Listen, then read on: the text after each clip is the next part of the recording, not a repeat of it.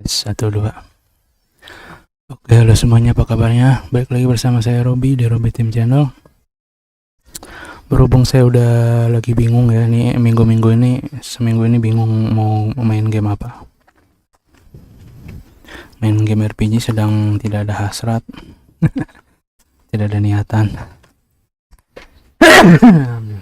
Sorry. Tidak ada hasrat, tidak ada niatan, tidak ada itulah ya. Tidak ada semangat. Semangatnya kurang. Terus berhubung saya punya niatan ini mau bikin game, jadi sekalian di streaming aja deh. Jadi bagi kalian yang mungkin ada kepengenan ingin bikin game atau apa, sambil kita bikin game bareng istilahnya gitu ya, sambil ngeliatin, sambil saya berpusing-pusing ria, kalian silahkan melihat. Juga saya udah tahun lebih lah udah nggak megang Unreal lagi, jadi udah lupa. Ini mau belajar lagi dari awal lagi biar nge-refresh memori saya maksudnya ya. Oke, sambil jalan sambil ngobrol, kalau mau ngobrol silakan, mau ngobrol apapun silakan ya, santai-santai. Kalian saya setting OBS-nya, karena OBS-nya ini baru saya install ulang, refresh dari awal, jadi bersih banget, nggak ada embel-embel muka saya dan sebagainya. Makanya ini mau saya otak-atik lagi sekalian.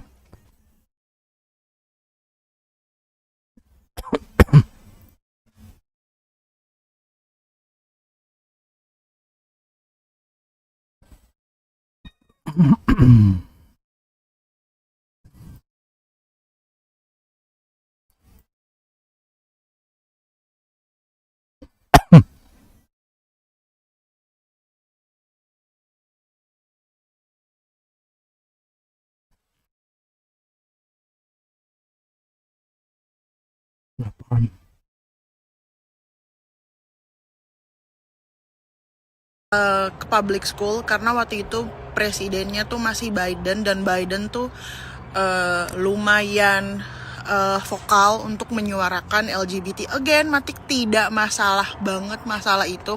Tapi kalau masalah itu urusan orang tuanya untuk gimana caranya memperkenalkan masalah itu ke anaknya.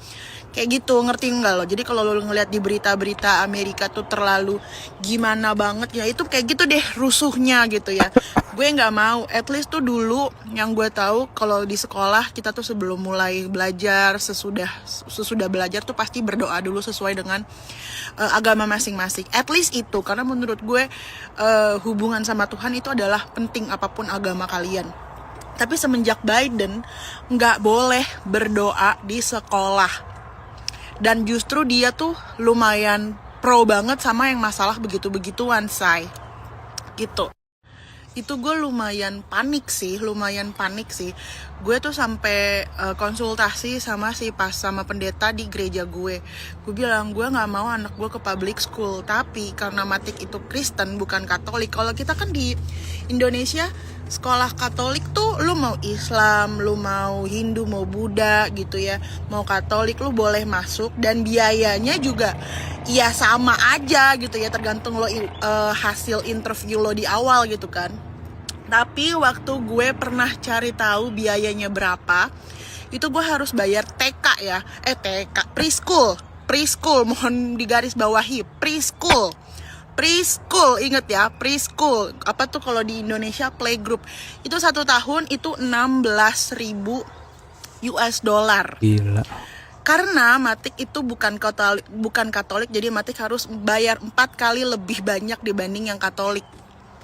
Gila. Gue ngomong lah sama pendeta gue nggak mau anak gue masuk ke public school. Apaan sekolah kayak gitu. Udah. Oke, basic tutorial. Coba ini.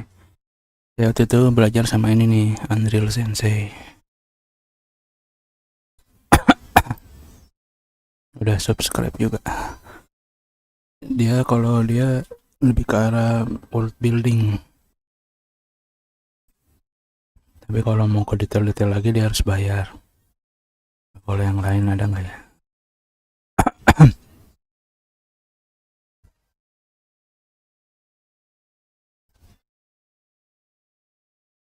Decision Studio.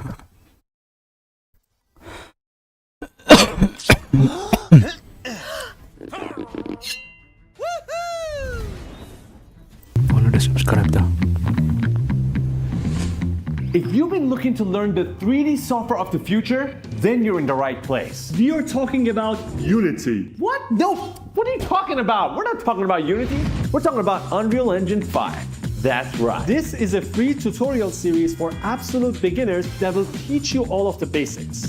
Unreal Engine 5 is a free and powerful 3D software known for its photorealistic graphics. Unreal Engine is an absolute beast and is industry standard, which means learning Unreal can help you make money and land jobs at some of the top studios worldwide. It is one of the most sought after skills today.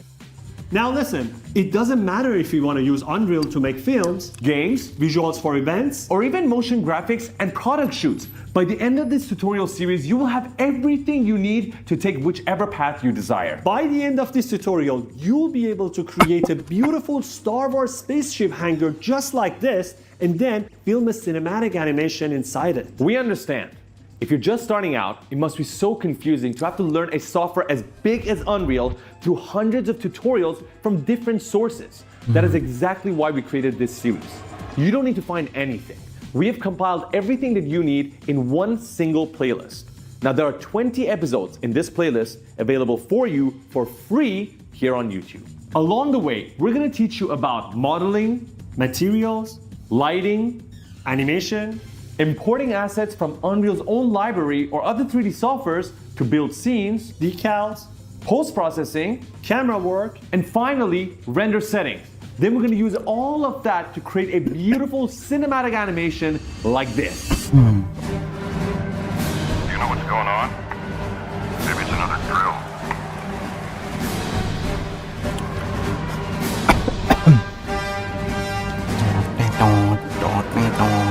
It's him.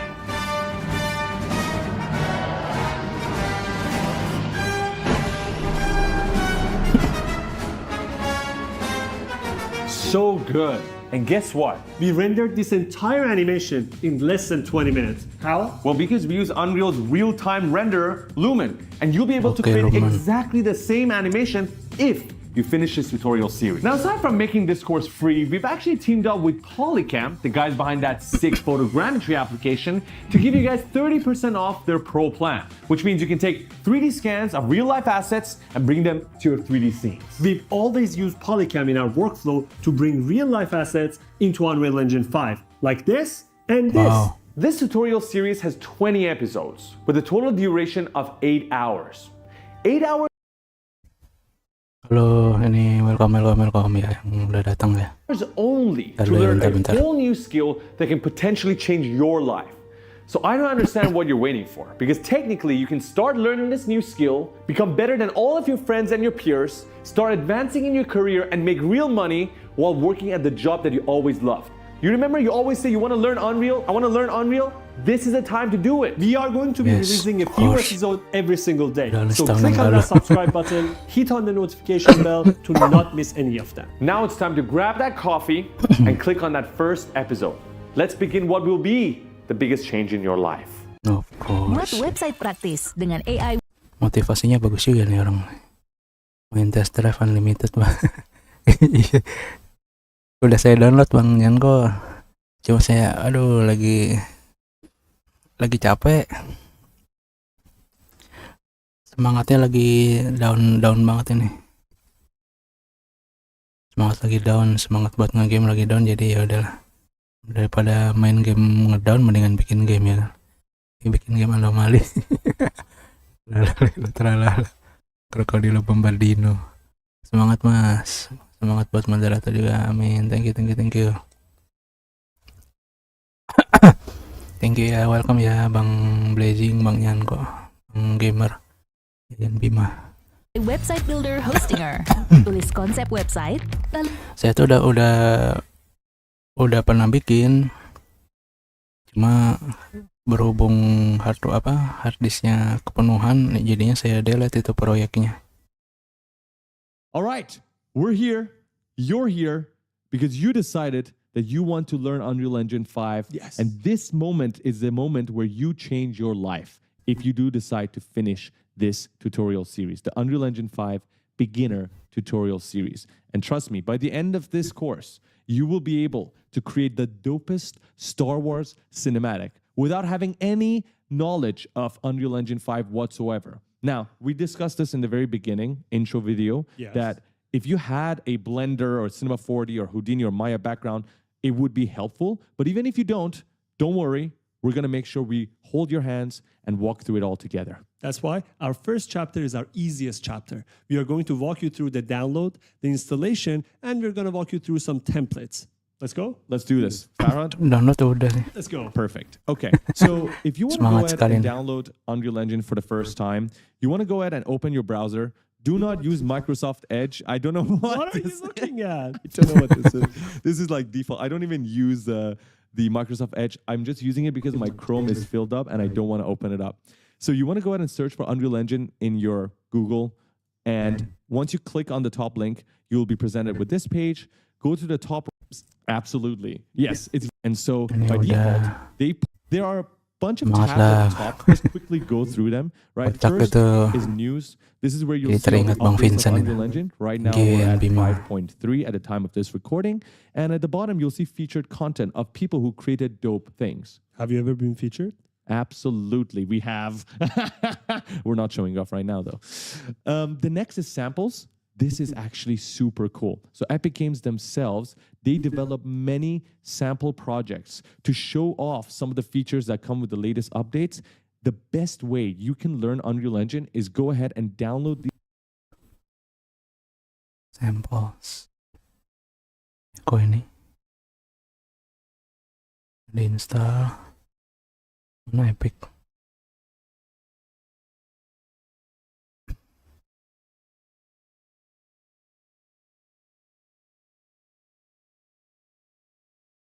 Tebal sampel.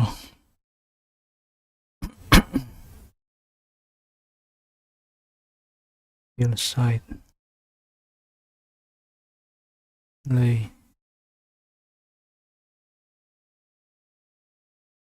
Sampelnya harus download.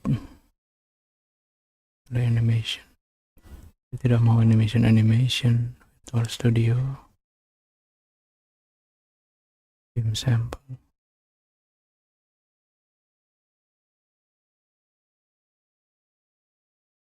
Ke sini.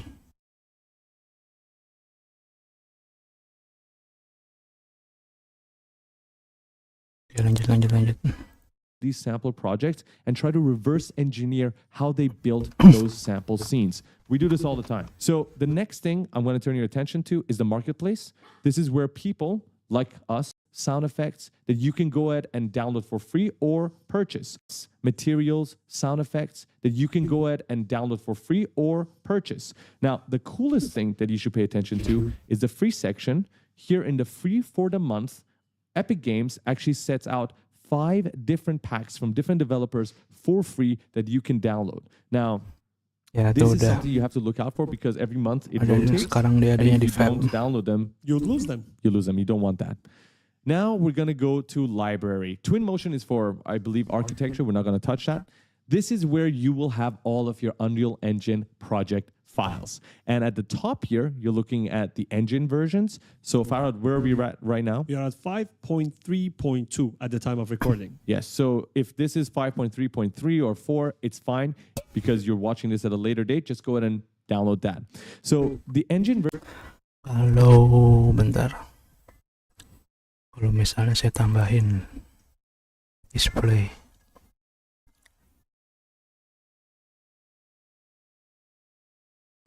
Monitor 2.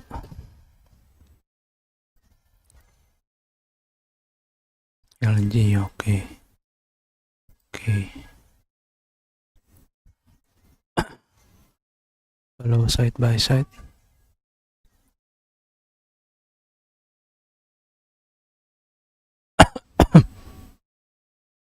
Center horizontally.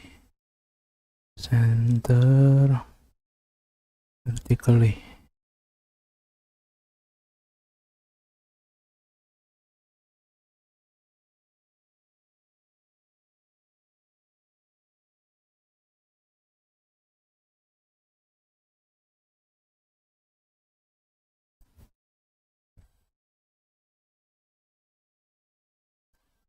Dek.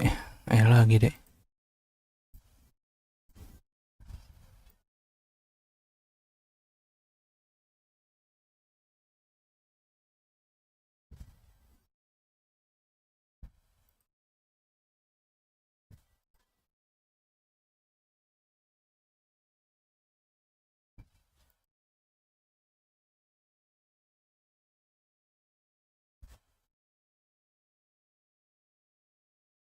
Oke.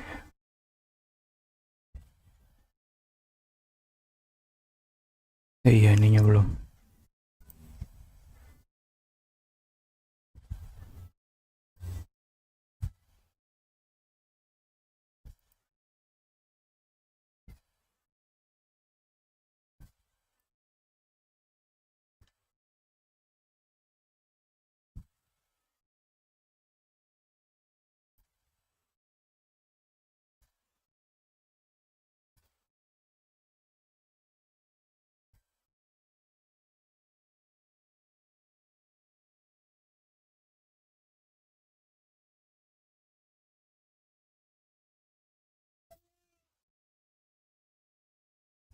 Panas, Dede.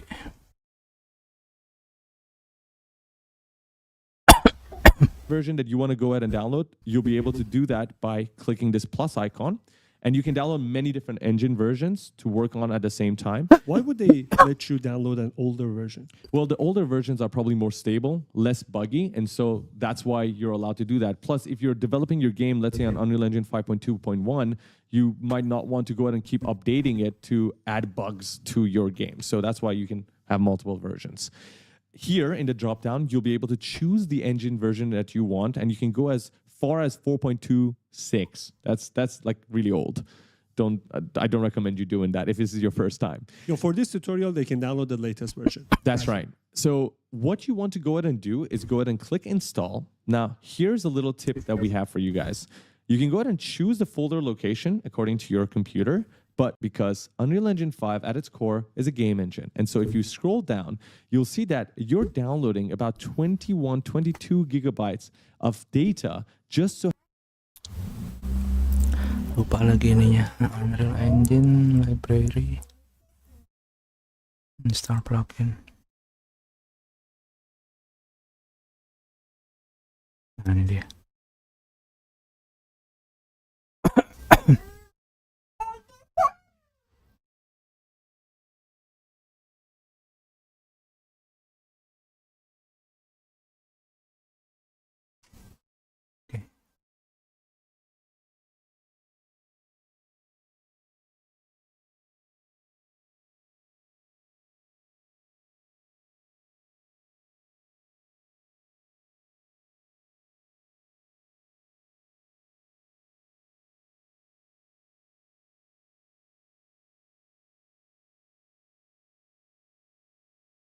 have target platforms like Android compatibility, Linux or iOS compatibility in your system. That's for you if you're trying to create apps. We are not trying to do that. So you can go ahead and uncheck, save yourself some space. Yes. And then hit apply and then install. Boom. If you are serving AI inference at scale, you are overpaying for cloud. Salad's distributed cloud has 10,000 plus GPUs at the lowest market price, starting at 2 cents per hour. Android deh. Use this pricing calculator to find your hourly or monthly cost on Salad Cloud. Simply choose the number of GPUs, the Keluarin dulu GPU type, berarti. the number of vCPUs, and RAM required. See how much you will save on your cloud cost today. Wait, listen. Did you know that you can create highly photorealistic scenes with photogrammetry by taking in what exists in the real world into 3D? We've been using Polycam to do exactly that, using our phone and drone. Iklan Yes, deh. that's the plan. So you guys can go. Of course. Once you Yeah. have your engine installed, Farhad, as you can see, it's right there for you to click launch. But before we go ahead and do that, I just want to show you guys what's down here. In the My Projects, you're looking at all of your recent projects that you've created. Now, Farhad, why do we have so many Star Wars projects over Because there? we have recreated these scenes more than 10 times to get ready for this tutorial. We prepared, Yes. right? And in the bottom part right here, you're looking at your vault. Now, don't be afraid if your vault is empty. You are probably poor right now because you have absolutely nothing here. These are all of those free packs that we downloaded every month from the marketplace, and all of them are here. Once you go ahead and download those packs, you can then add them to any of your project that is already created. We are not going to do that, however, for this course because it's a beginner tutorial series and we're not going to need any of those. So Farhad, are we ready to do this? Let's click launch right now. Okay, so there's two ways, right? You can click it right here or at the top over there. We're just going to do it in right here. We're going to click launch and we're going to be presented with this right here. So Farhad, you know this. This usually takes a lot of time in the beginning, right? Yes. It does. And it's because Unreal Engine is trying to compile a lot of different files in order to create your project. Now, it does it twice. Once when you're trying to launch for this menu right here, and once when you create your project. So right now, on the left side, Farhad, what are you looking at? We are looking at our templates. Right? These are the different templates that we can begin with. We have Templates. Ntar dulu.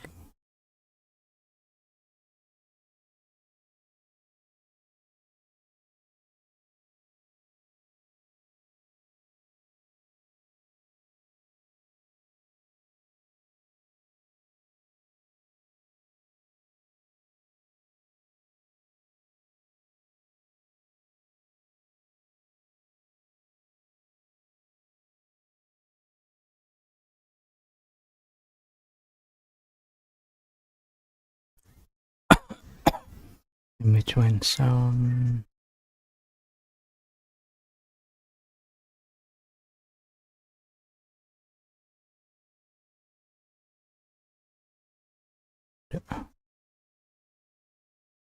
Ini.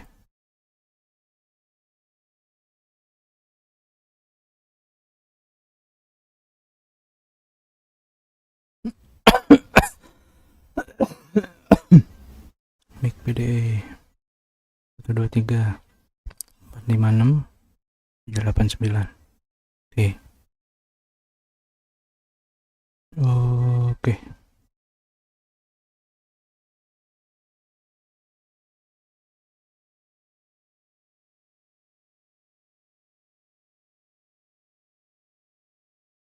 Oh ya, terus hilang semua lagi.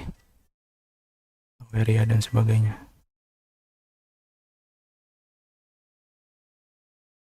We have the games template, which comes with its own sets of variables to begin with. We've got film, video, live events, architecture, automotive, and simulation. And frankly, we've never used any of them. We just go directly to film, video, live events and start with a blank project.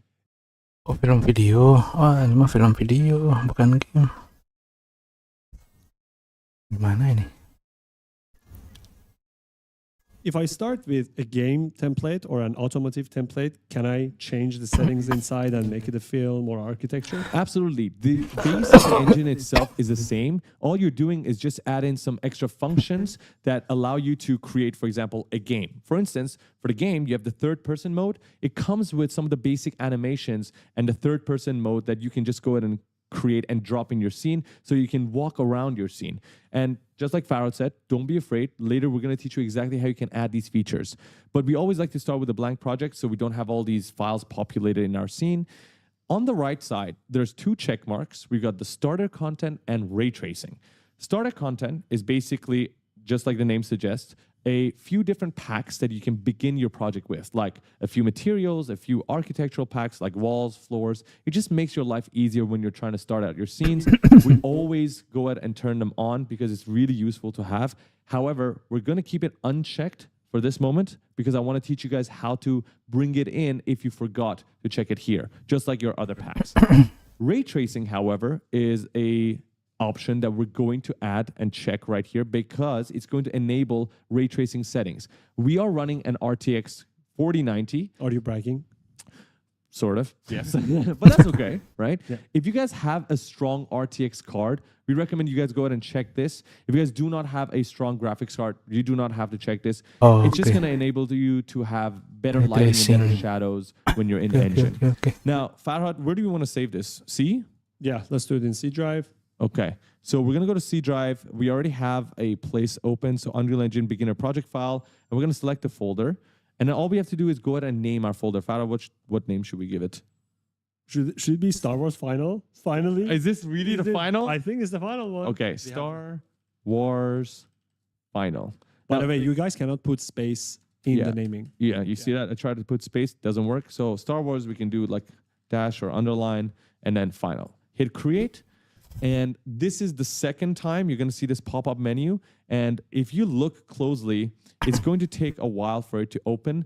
According to your computer, this might vary. This is probably the only thing about Unreal Engine that annoys people, which is just the amount of time it takes to load.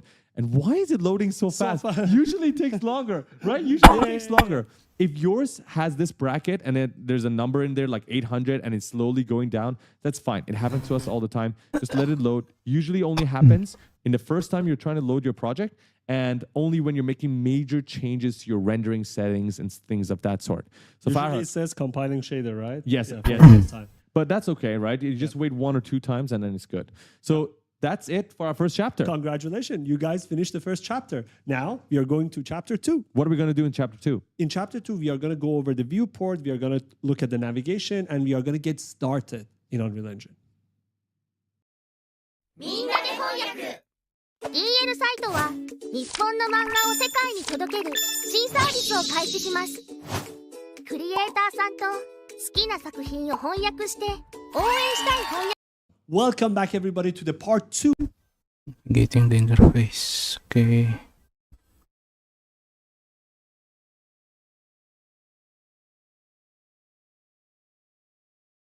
Ininya di auto pause, auto stopnya udah minimize aja deh. 2 of Unreal Engine tutorial series. We are super excited that you guys made it till here. What are we going to learn today? I mean, if you didn't make it till here, I I don't know what you were doing. You were only downloading the engine. Okay, we're super excited about today because we're actually inside the engine. We're going to teach you guys how to navigate around the scene. We're going to teach you guys how to add an object to your scene. We'll go ahead and scale that object, make it bigger, make it smaller, rotate it, move it around the scene. And then we're also going to quickly use the starter content to make a scene and then add particles like fire and smoke. So all of the basics that you need to understand what the interface looks like. Are we ready? Let's go. Let's do this. Okay. So as you begin looking at your scene right now, you're looking at the main interface of Unreal Engine 5, right? And the one section that is taking up the majority of the real estate is your viewport, which is this big box right here. This is where you're going to be looking at all of your creations, right? Everything that you create in 3D is going to be right here in your viewport. If this is your first time looking at a viewport, well, this is where you are going to see all of your skyscrapers and your forests and jungles and rivers. That is where all the exciting things happen. Now, there's a lot more things at the very top. Some things are on the right side. There's some tabs at the bottom, and we're going to cover all of those. But first, let's just learn how we can move around the scene, right? Yeah. I think that's fair enough. Yeah. Now, Farhad, you played video games in the past, have you? I think so. You played Counter-Strike? Oh, of course. Yes. Remember when you died, like Yeah. all the time? I remember that. Free cam. This is exactly how you move around Unreal Engine. So other 3D softwares, if you're familiar with them, they might have different controls. Inside Unreal Engine, you move around like the free cam of Counter-Strike. Basically, you're using WASD, right? That's your basic movement. Now, if you go ahead and click WASD, as you can see our keystrokes on the left side of the screen, nothing actually happens because they're locked. In order to unlock them, first, you need to use your mouse. So let's pretend that right now, your view right now is a human view, and these are your eyes, the viewport. If you want to move your neck, you're going to hold right-click on your mouse, and then just move your mouse. That is like moving your neck. Yes. Now, let's say you want to start moving towards a direction, right? We're going to do that by hitting W to move forward, right? S to move backward, A to move left, D to move right, E to ascend, to go up, and Q to descend. Now, if you go ahead and combine all of these while moving your mouse, you're going to get something like this. So I just want to go ahead and move around. So I'm basically just moving my mouse to the left side. So my neck is constantly moving to the left. And I'm holding right click, and I'm just pressing D, right? Holding D. And then I can go A, and I can go S to go back, W to move forward, Q to move down, and E to move up. Now, if you're, again, coming in from other 3D softwares, these controls might be a little weird for you in the beginning, but trust me, me and Farhad had the same feeling in the beginning. After a while, You'll get used to it. we got used to it, right? Okay. And for those of you who are using laptop and asking, can we do it with a touchpad? Yes, you can, but go get yourself a mouse. There is no point using touchpad in Unreal Engine. Go get a mouse. It's just not going to work out without a mouse. Honestly, we don't recommend it. I'm sure there's some weird pro that can use a trackpad and do it, but seriously, it's just much easier with a mouse. So use a mouse. And now the next thing that I have to tell you guys about is your camera speed. Well, technically speaking, right now we're moving at a specific speed. We can't really change it. Let's say we're really far away from whatever we're looking at in the scene.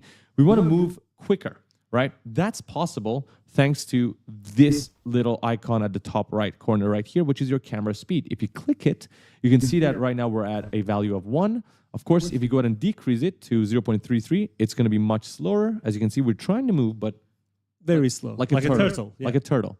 So we can go ahead and increase this value, right, to something like 3 and look at what happens now. Now, Farhad, why do we have the capability to move and change our camera speed? Because Unreal Engine is built for creating giant scenes. So imagine you have the whole valley, you have the whole mountain, and you want to go from one city to another. It will take you ages. So you can increase your camera speed. Absolutely. And there are ways you can move around the scene even quicker than moving your mouse and keyboard, like actually just searching for an item and directly going to it. And that button, by the way, that shortcut is F. So once you have something selected in your scene and it's too far away, you don't even want to move towards it, you can go ahead and click F on your keyboard for focus, and boom, you're going to go right to your object, whatever it is. So let's go back to the camera speed. I want to teach you guys a little shortcut that we didn't even know about in the very beginning when we started Unreal Engine. When you're moving around, right now our camera speed is at 3, right? If you want to go ahead and actually decrease the camera speed while you're moving, you're going to go ahead and scroll down on your middle mouse scroll button, and then scroll up to increase your camera speed. Scroll down to decrease, scroll up to increase, scroll down to decrease, scroll up to increase. And that's like super fast right now. Until now, I think it's pretty clear, right? Yeah. Okay, perfect. So this is not the only way you can actually navigate around your scene. Let's say, Farhad, can you hand me like a bottle? Okay, let's say you're eating a sandwich, okay, and you want to still be able to navigate around your scene. Unreal Engine has that capability for you. So if you actually go ahead and use the left mouse button, right, you'll actually be able to move around. So if you left mouse button, drag your mouse, you're actually walking around your scene. And you can actually go ahead and maybe look to the right. So I'm still holding the left mouse button. I don't even know how to describe this movement, but going forward and backward.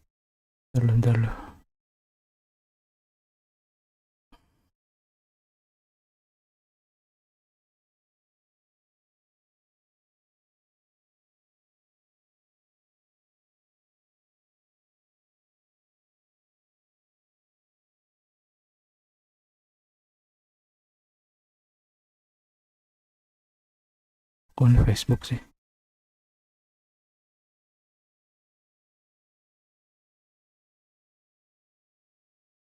Tuh.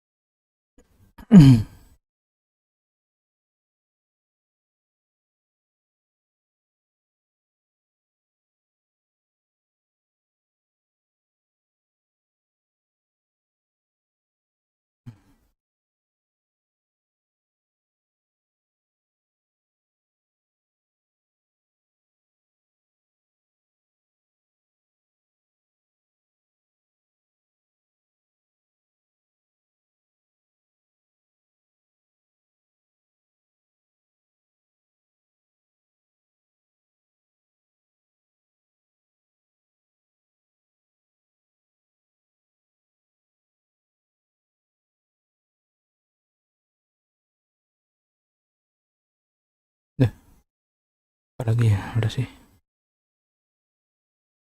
Oh, ini.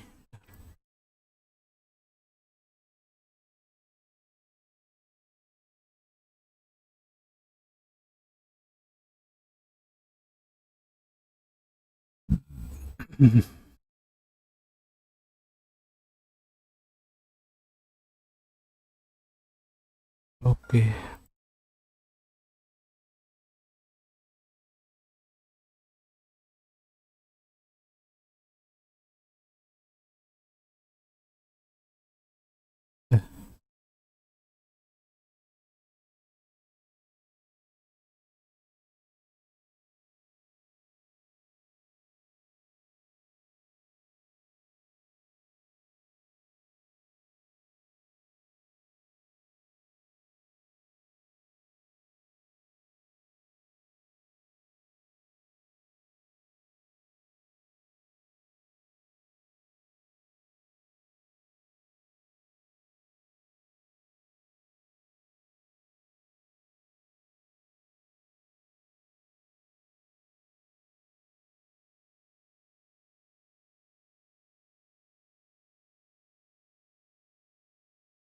Makes you walk, and then turning right is basically just turning your mouse to the right, and I can walk backwards.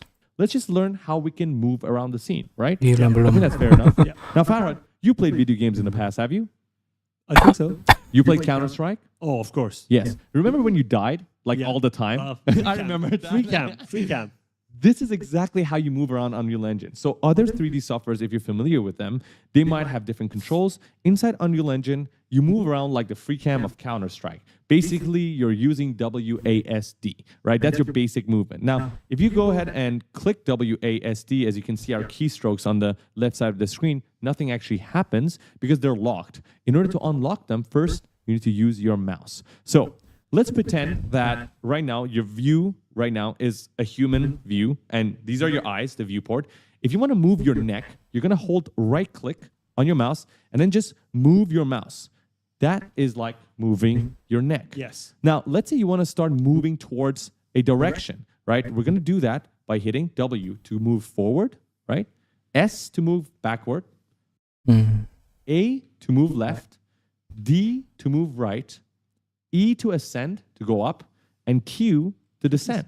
Now, if you go ahead and combine all of these while moving your mouse, you're going to get something like this. So I just want to go ahead and move around. So I'm basically just moving my mouse to the left side. So my neck is constantly moving to the left.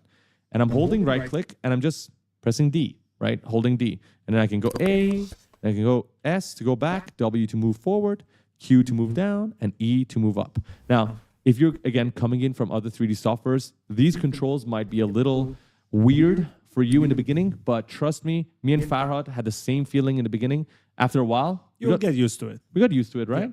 Okay. And for those of you who are using laptop and asking, can we do it with a touchpad? Yes, you can, but go get yourself a mouse. There is no point using touchpad in Unreal Engine. Go get a mouse. It's just not going to work out without a mouse. Honestly, we don't recommend it. I'm sure there's some weird pro that can use a trackpad and do it, but seriously, it's just much easier with a mouse, so use a mouse. And now, the next thing that I have to tell you guys about is your camera speed. Well, technically speaking, right now we're moving at a specific speed. We can't really change it. Let's say we're really far away from whatever we're looking at in the scene. We want to move quicker, right? That's possible thanks to this little icon at the top right corner right here, which is your camera speed. If you click it, you can see that right now we're at a value of 1. Of course, if you go ahead and decrease it to 0.33, it's going to be much slower. As you can see, we're trying to move, but Very slow. like a turtle. Yeah. Like a turtle. So we can go ahead and increase this value, right, to something like 3 and look at what happens now.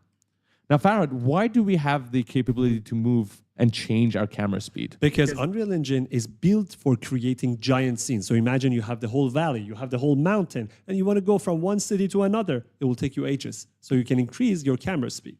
Absolutely. And there are ways you can move around the scene even quicker than moving your mouse and keyboard, like actually just searching for an item and directly going to it. And that button, by the way, that shortcut is F. So once you have something selected in your scene and it's too far away, you don't even want to move towards it, you can go ahead and click F on your keyboard for focus. Oh. And boom, you're going to go right to your object, whatever it is. So let's go back to the camera speed. I want to teach you guys a little shortcut that we didn't even know about in the very beginning when we started Unreal Engine. When you're moving around, right now our camera speed is at 3, right? If you want to go ahead and actually decrease the camera speed while you're moving, you're going to go ahead and scroll down on your middle mouse scroll button and then scroll up to increase your camera speed. Scroll down to decrease, scroll up to increase. scroll down to decrease, scroll up to increase. And that's like super fast right now. Until now, I think it's pretty clear, right? Yeah. Okay, perfect. So this is not the only way you can actually navigate around your scene. Let's say, Farah, can you hand me like a bottle? Okay, let's say you're eating a sandwich, okay, and you want to still be able to navigate around your scene. Unreal Engine has that capability for you. So if you actually go ahead and use the left mouse button, right, you'll actually be able to move around. So if you left mouse button, drag your mouse, you're actually walking around your scene. And you can actually go ahead and maybe look to the right. So I'm still holding the left mouse button. I don't even know how to describe this movement, but going forward and backward makes you walk. And then turning right is basically just turning your mouse to the right. And I can walk backwards, turn right, walk backwards, and then look to the left, walk forward. So I'm actually just holding this and still being able to navigate around the scene. Another button that you can use is the middle mouse button. Instead of scrolling, now we're going to hold it. And using that, we can basically just like, imagine if you were like squatting and then just moving your body, right, to peek towards different angles, and the left mouse button. These two buttons allow you to actually move with just the mouse itself. Give me the sandwich. Thank you. Take the sandwich. This might come in handy, right, sometimes? Yep, I 100%. think some people might use it. 100%. So all of this allows you to move around the scene. So you can go ahead and pause this video if you want to just practice moving around the scene, or if you just want to continue with us, let's go ahead and do that. Because the next thing we're going to do, Farhad, is... Add a cube to the scene. That's right. So if you're in a 3D software, more often than not, you want to go ahead and add items to your scene. Now, if this was Blender or Maya, or Cinema 4D or Houdini, you're probably just going to go ahead and start with a primitive shape, which is your cube, your sphere, your cylinders, and then take those and deform them, sculpt them, and turn them into a chair, a table. But this is not primarily a function of Unreal Engine. Although we're teaching you modeling in this Unreal Engine 5 beginner tutorial series, the primary function of Unreal Engine is to build large worlds. And so more often than not, you'll be bringing already made assets from other softwares or online marketplaces like Sketchfab into Unreal Engine. In our case, though, we're still going to teach you all the basic functions. And so, Farhad, let's go ahead and add a cube. Let's go and do it. Okay, so in order to add an object, we're going to have to go and travel to the top bar right here. This icon right here is going to be your friend when you want to add anything to your viewport, right? We're going to click it. There are two sections. There's a Get Content section, which is basically allowing you to either bring in content from your PC, local drive, or the online marketplaces like Quixelbridge, which is going to be coming very handy. It's free, 15,000 assets. We're going to touch that later on. We're going to go to the Place Actors panel, which is all the section right here. And this is all the stuff you can add in the engine itself. We're going to look for shapes, and then we're going to go to cube. You have two options. You can either drag and drop the cube into your scene, just like that, place it in your scene, or Control-Z to undo. We can go ahead and just click it, right? Just click on cube, and it's just going to spawn it in our scene. And then we're going to go ahead and navigate around the cube. And Farhad, what do we want to do next? Let's move it. Okay, so I think naturally when you're looking at a cube and you see three arrows, what do you think the three arrows do? What do you think? I think they're going to move them. I think they're going to move them, right? So I'm sure you are curious, if you've never moved a 3D object, to just go ahead and click one of these arrows and then drag on them, right? Boom, you're actually moving the cube. And you might be asking yourself, why are there three arrows? Well, in the 3D world, we have the three axes, the x-axis, the y-axis, which are perpendicular, and then the z-axis. So we're trying to create them for you. Yes. Or if you look at them, they're down there. We need to hire a motion graphics artist. This is not going to work out. You can actually look to the bottom left right here. As you move around the scene, it's showing you the three axes that we have. So if you look closely, we have the x-axis flat on the ground, so in this direction. We have the y-axis in green, so x in red, y in green, and blue, which is z, which is vertical, right? And the same thing applies to these arrows right here. So we can go ahead and move our cube in the x-axis, right or left.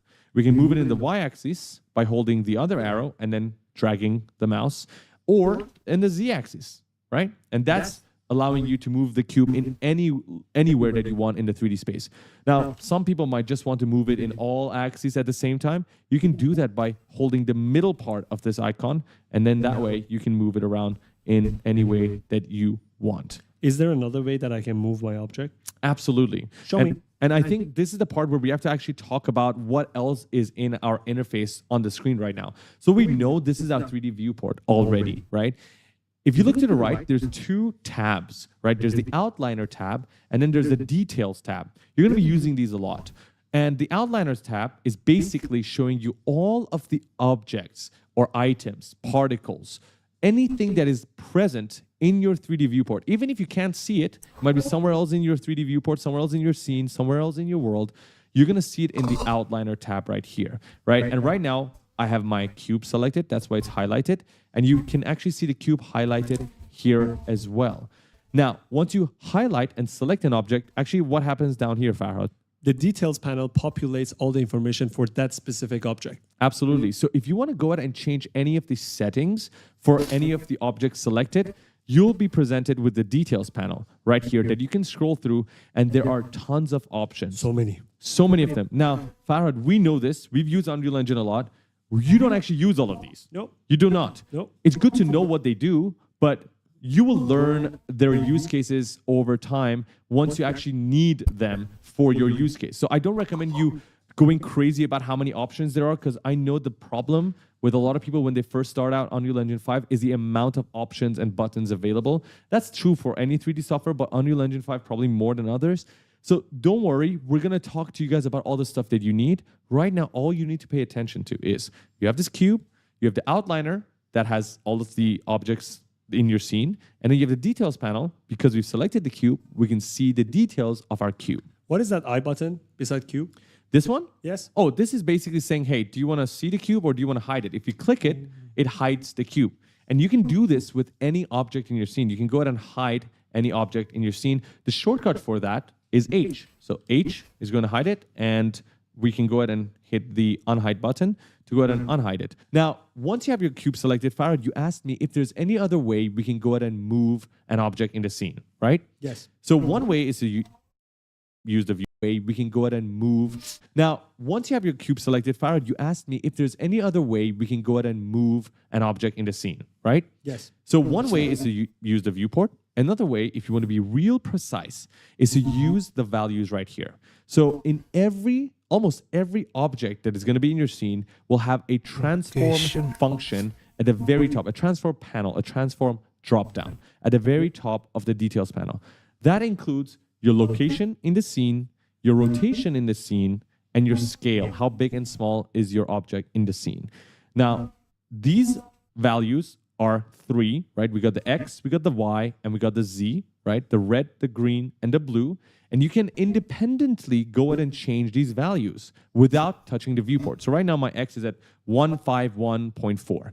If I just go ahead and type in a number like 50, I can just go ahead and hit 50, and I have a precise exact unit of 50 on the X-axis, which is great if you're trying to build actual buildings that need to be precise. Unless you're building something quickly, you don't need it to be precise, right? So if you don't need it to be precise, there's another way to do it. We can go ahead and, if you look closely, what happens to my cursor, Farhad? Do you see that? It turns into a slider. Right? If I Slider just now. go ahead and click my left mouse button, and then slide to the right or slide to the left, that is actually a really cool way, really neat way to move objects around as well. We can do the same with the Y, and we can do the same with the Z. What is that arrow beside all the 3 boxes? Oh, so the arrow is basically saying, do you want to reset all these values back to 0? Because you might have played around with it.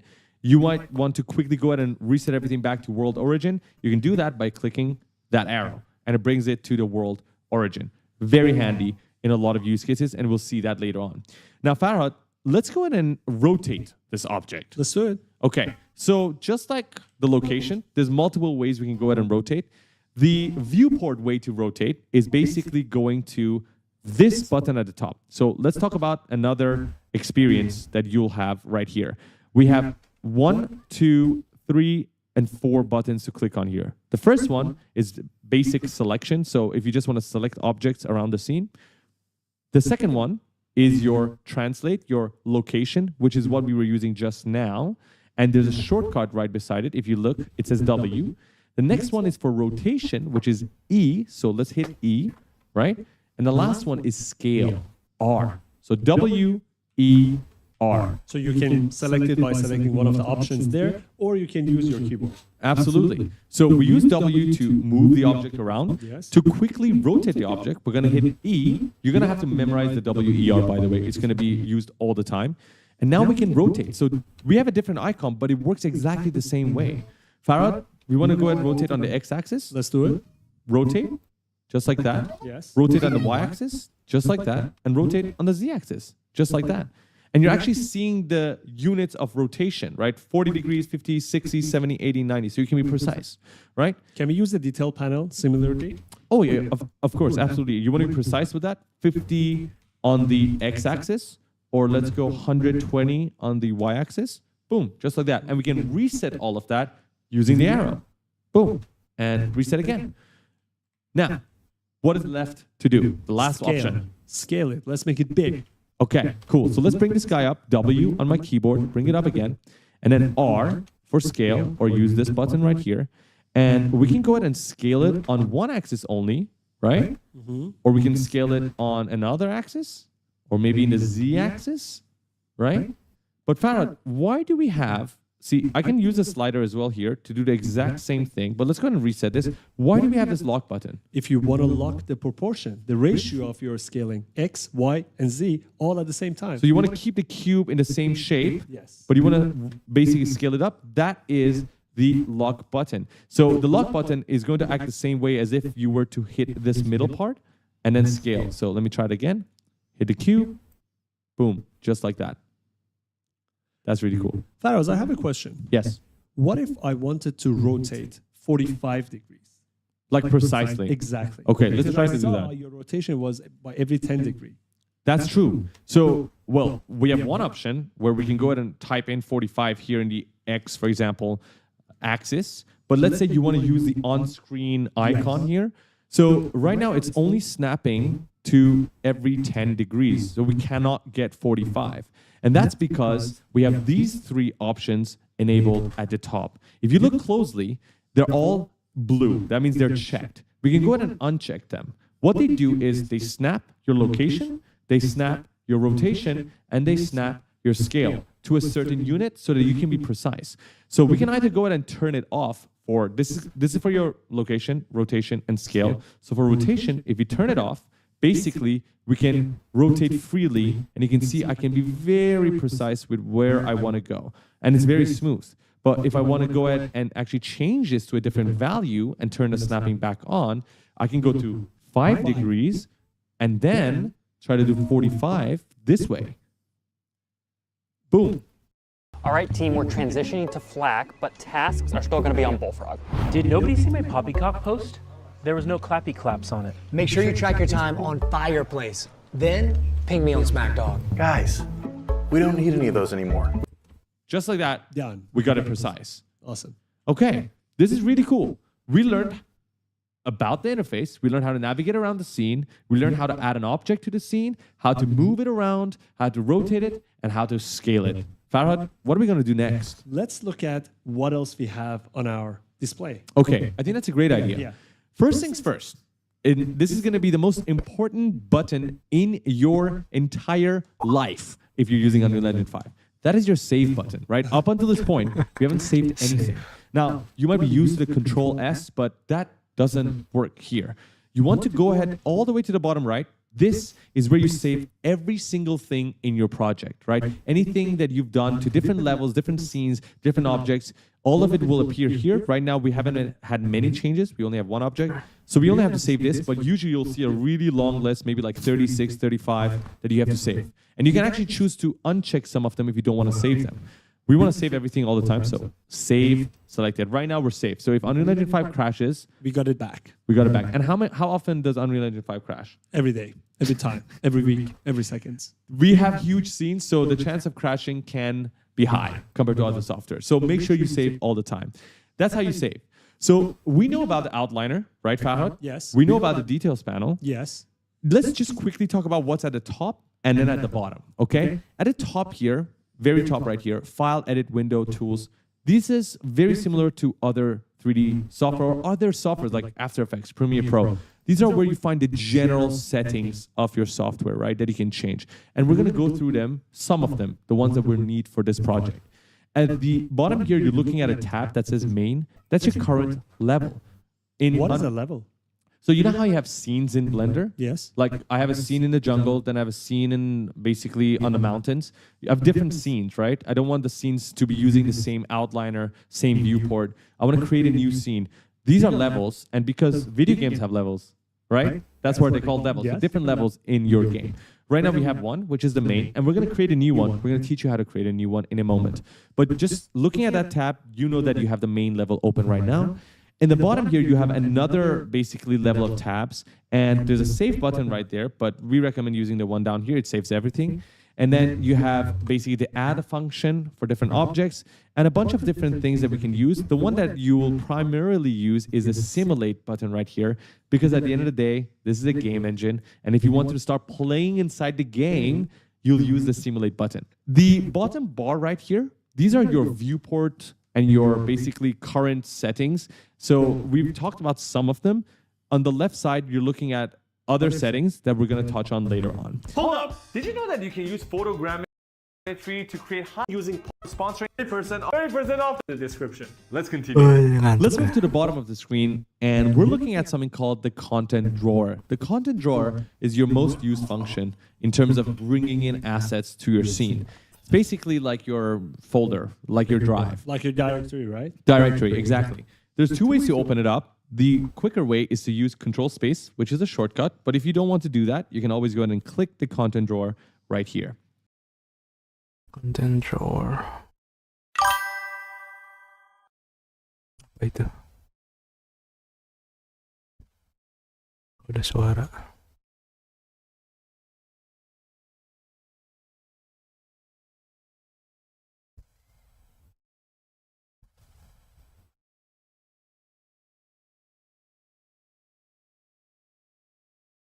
Streamlab.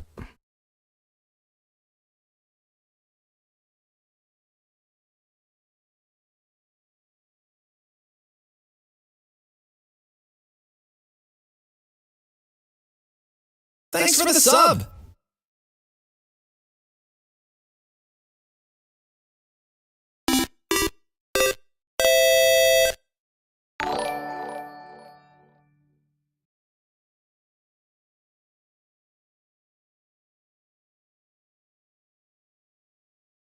Itu apa aja tadi? Suara apa itu tadi?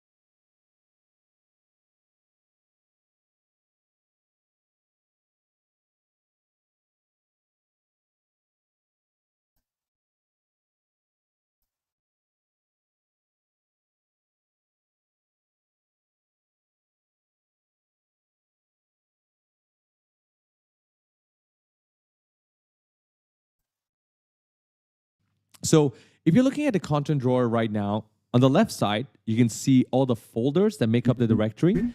In the middle section right here, you're looking at filters that filter what you're seeing in the folder. So if I have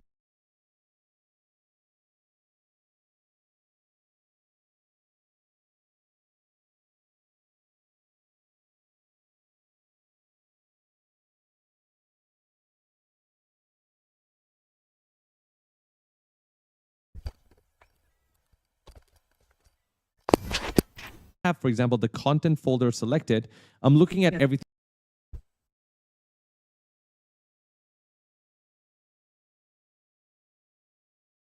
present in your right was up. The quicker way is to use Control Space, which is a shortcut. But if you don't want to do that, you can always go ahead and click the content drawer right here. Content browser. Here. So if you're looking at the content drawer, you can always go ahead and click the content drawer. Use Control Space, which is a short. Control Space.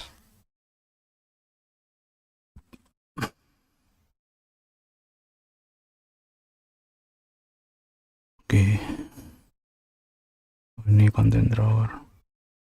Shortcut. But if you don't want to do that, you can always go ahead and click the content drawer right here. So if you're looking at the content drawer right now, on the left side, you can see all the folders that make up the directory. In the middle section right here, you're looking at filters that filter what you're seeing in the folder. So if I have, for example, the content folder selected, I'm looking at everything present in the content folder on the right side, and I can filter through those. Because you can imagine, you might have thousands of assets, and you might just want to see photos. I don't want to see 3D meshes. I don't want to see materials. I just want to see photos, like actual photos that I've imported. I can go ahead and filter them out by just clicking them. So right now you can see I don't have a material instance. We'll talk about what that is later on. That's why I don't see anything when I filter it. You can go ahead and add more filters to the left side right here using this button. Okay.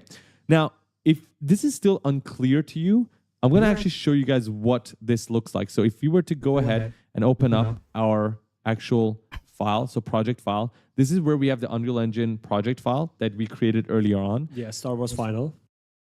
And then we go to content folder. So right before we actually go into the content folder, if you want to go ahead and open up your project, aside from using the launcher itself, you can just go ahead and double click on this UE logo right here. That will open up the Unreal project directly.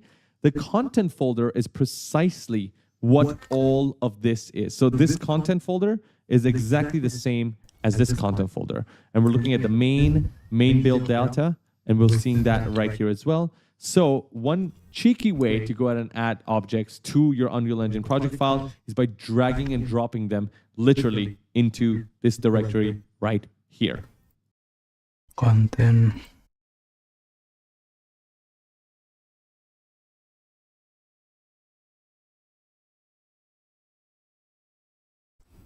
Ini konten.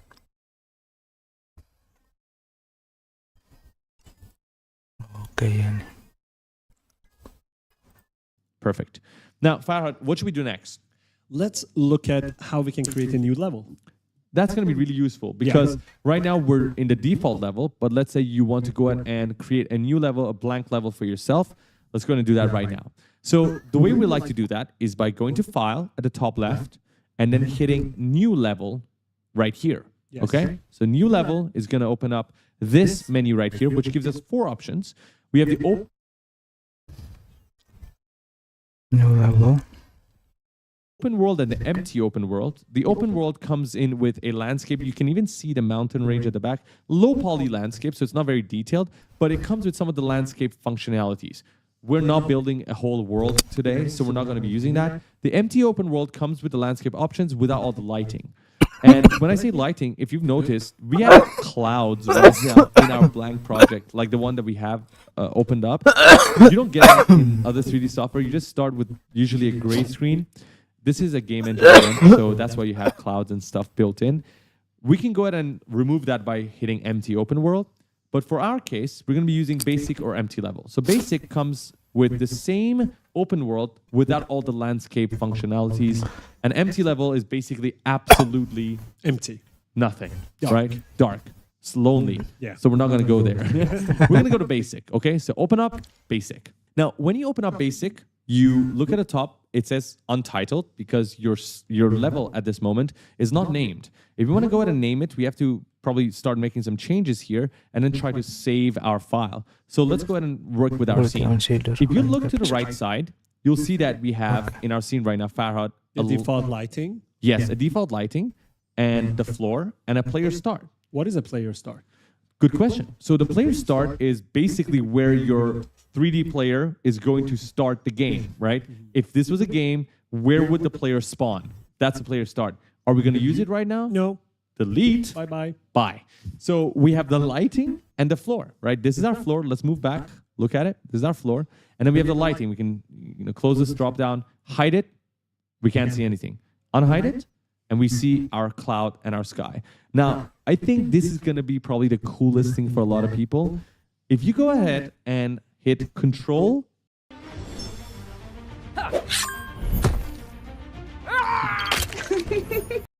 and L, you'll see that little thing that pops up on your screen. Hold Control and L and then move your mouse and see the magic of Unreal Engine. The sun is moving. The sun is moving. And you can see the sun moving and the light reacting in real time. Guys, this is why you're here. This is why you're choosing Unreal Engine. Yes, because if this was other 3D software, you probably, first of all, don't have a beautiful sky to begin with, a beautiful like sun setting and sun rising with the clouds reacting to the shadows in real time with no noise, right? This is all happening thanks to Unreal Engine's Lumen capabilities, which we're going to cover later on.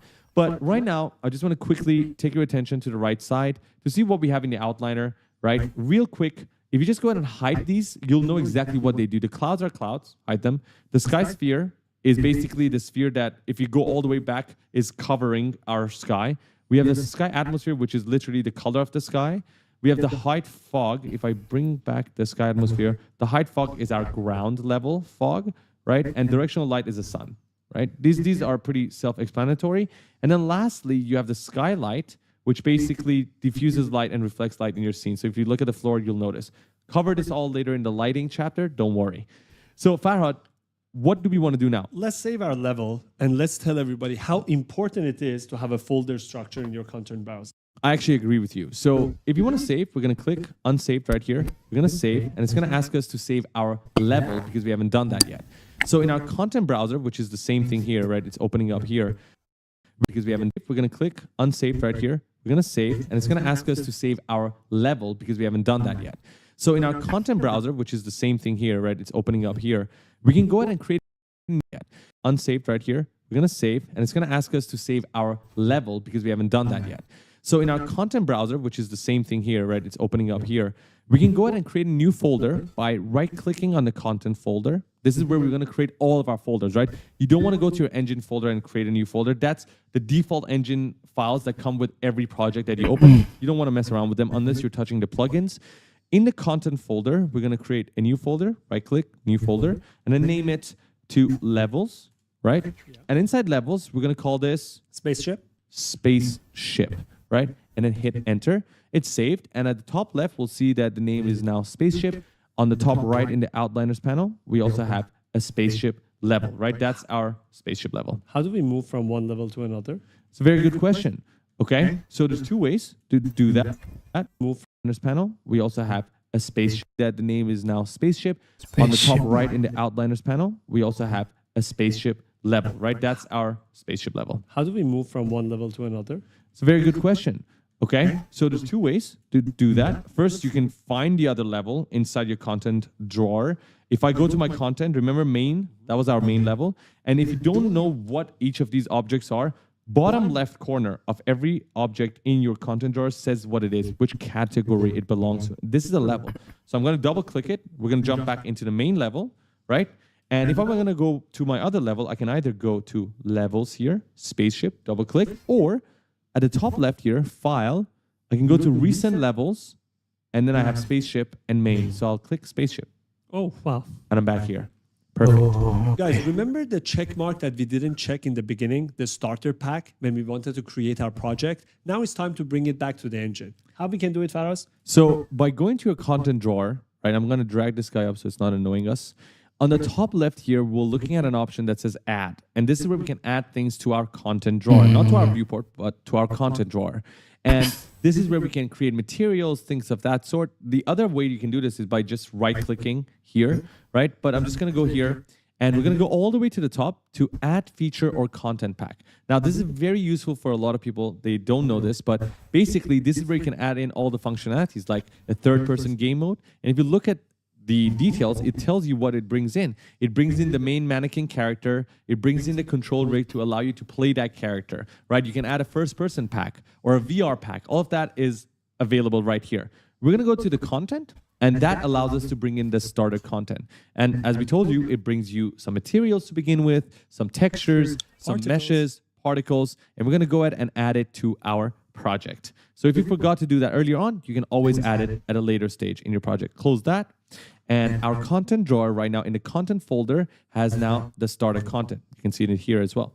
So let's go ahead and just see what we've got. And if you want to go ahead and explore it, we have materials. And that's what I want to play with. So quickly, let's just bring in a cube into our scene so we can apply the materials to it. Cube.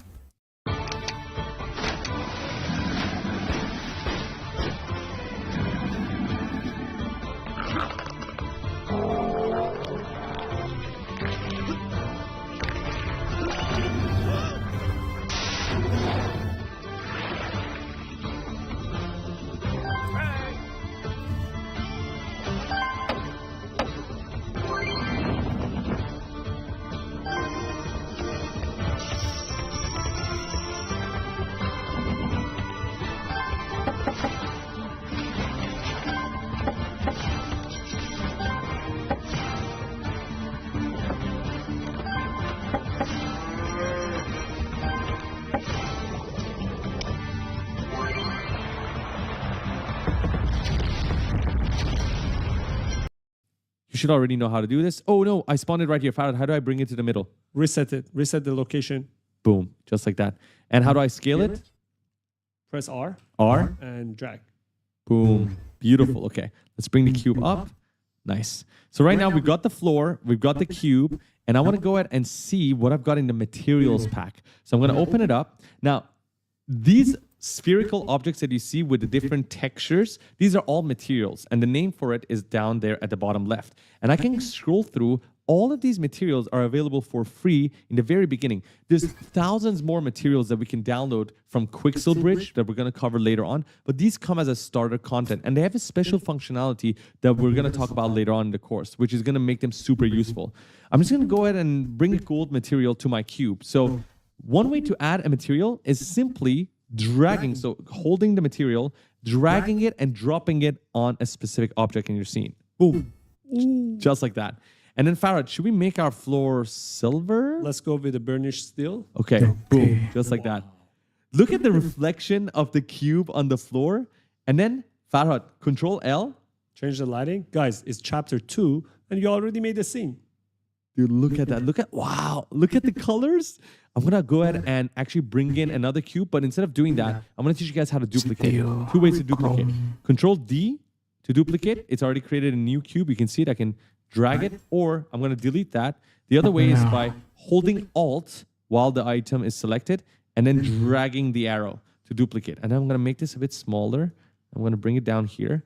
Okay, so the last thing I want to do, as we promised, is to bring in fire and smoke into our scene. We're going to go back into our folder structure to start a content by clicking.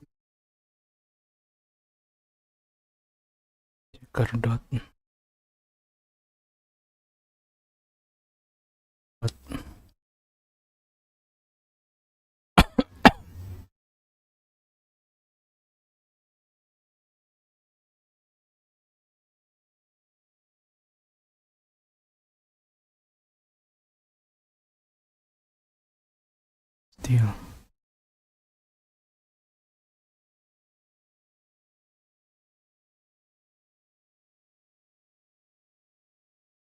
Wow. Wadidaw. Wadidadaw. In the top, in down here, dragging the arrow by holding new keys. How to duplicate. And you already made the scene. Dude, look at that. Wow. Look at the colors. I'm going to go ahead and actually bring in another cube. But instead of doing that, I'm going to teach you guys how to duplicate. 2 ways to duplicate. Control D to duplicate. It's already created a new cube. You can see it. I can drag it, or I'm going to delete that. The other way is by holding Alt while the item is selected and then dragging the arrow to duplicate. And then I'm going to make this a bit smaller. I'm going to bring it down here. Okay, so the last thing I want to do, as we promised, is to bring in fire and smoke into our scene. We're going to go back into our folder structure to started content by clicking the top right there, and then go to particles, right? Particles is your fire, smoke, water, things of that sort. And we can see a bunch of particles that are already ready to use by just simply dragging them and dropping them in our scene. We have fire. Make it bigger. Okay, I'm going to hit R and then scale this fire. Ready to use. Water in the top right to our scene. We're going to go back into our folder structure to started content by clicking the top right there, and then go to particles, right? Particles is your fire, smoke, water, things of that sort.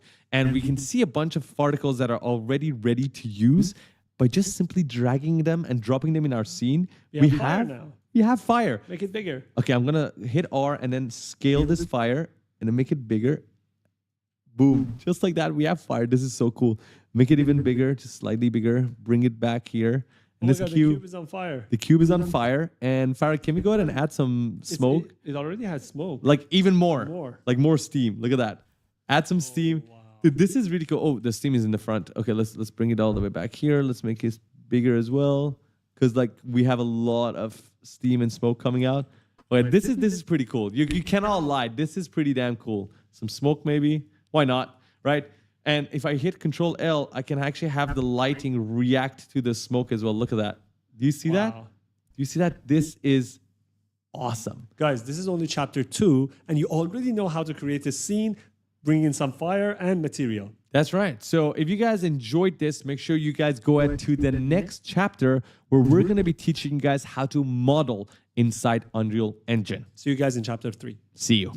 Vibe coding is a trend you don't want to miss out on. So are you wondering how you can get into the action? Well, what if Welcome back everybody to chapter 3 of Unreal Engine Beginner Tutorial Series. In this chapter, we are going to cover the basics of modeling in Unreal Engine. Now, we talked about this before. Modeling is not the primary function of Unreal Engine 5. It is a software where you bring in assets from other softwares and marketplaces and build giant worlds. But modeling is still a core function of any 3D world. And so Unreal Engine, Epic Games, the guys behind Unreal Engine, decided to create a modeling tab and a modeling tool set just for Unreal Engine so people can create assets within the engine itself. And although a lot of the tutorials we found online do not cover modeling, we decided to create everything in engine, at least for the basics of it, the spaceship design, the hangar design. And so we're going to jump right into the basics of modeling today. And Farah, do you see the number of views on this video? Some people already gave up on chapter 3. Oh my God, guys, come on. But I gotta say, if you survived until now, you're an OG. Let's keep going. So first thing we're gonna wanna do is just look at what we got. We got a bunch of things in our scene. We wanna empty it out. So let's...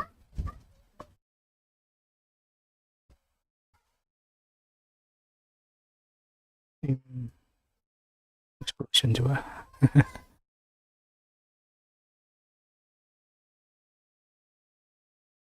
Kali doang ya.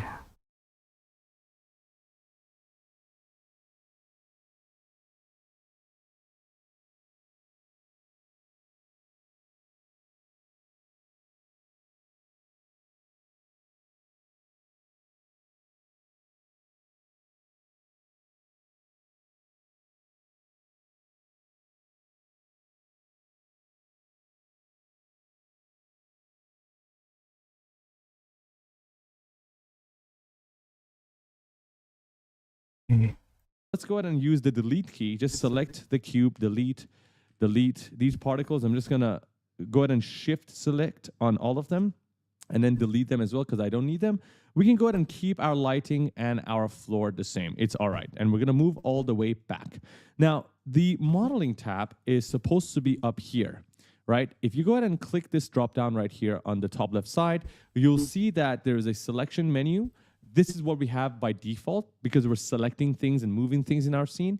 Now, if you were to go ahead and create a landscape, you'll be using the landscape tool, right? It'll change your viewport a little bit slightly, and you'll be able to create a giant world. There's other things like creating fractures, so breaking things, or animation for the control rig of different.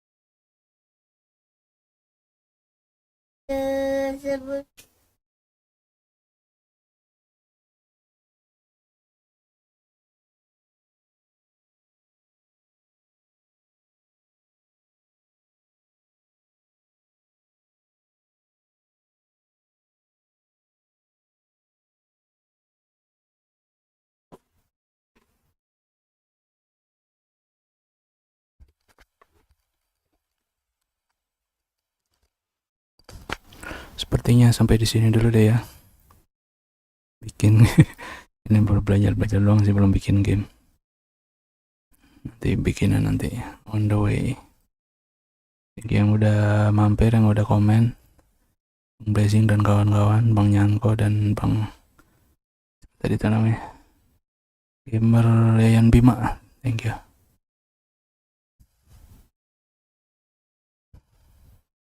Apaan dulu ini climber. Saya juga agak bingung nih mau main apa nih. Nunggu sampai Bang Blok streaming.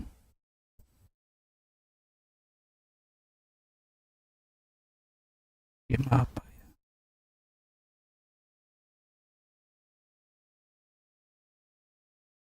Ntar saya mau daftar.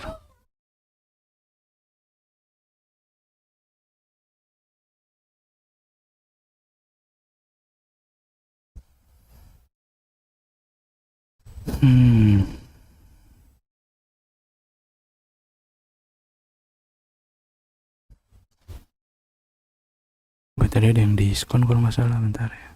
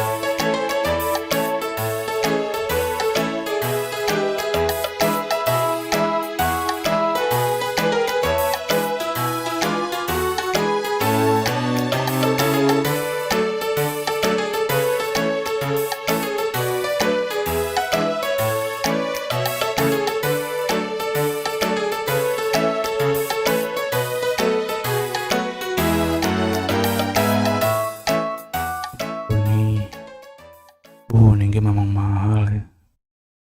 Diskon segini juga ya 138 doang sampai 50.000